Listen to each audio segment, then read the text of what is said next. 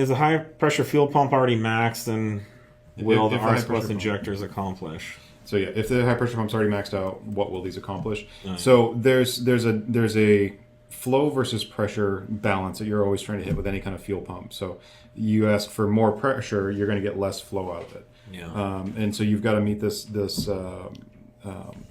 maximize whatever it is as a complete system. So on the stock side, we've got to run a certain amount of pressure to get the injection window down small enough so that we can optimize the amount of flow we can get out of the stock injector, and that's generally going to mean running as much pressure as we can to that injector, essentially for these examples.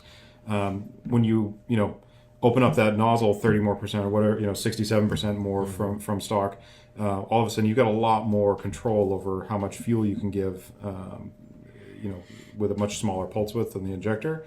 So you get a lot more time to work with. So you can bring your fuel pressure down and get more flow out of the injector with a lower pressure still. So there's these balances, because as you bring pressure down, the pump becomes more efficient and you get more flow out of it.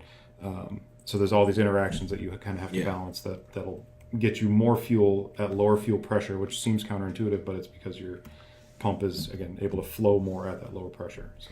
Yeah, and to be clear, you do need to run our high pressure fuel pump with these injectors. You still need all the supporting mods they we work already have. together. Yep. Yeah. So the high pressure fuel pump is still a factor. It's a factor in the system to deliver the flow and performance of these injectors. Yep. You still, the way the fuel system works is you need more volume in the high pressure and the low pressure.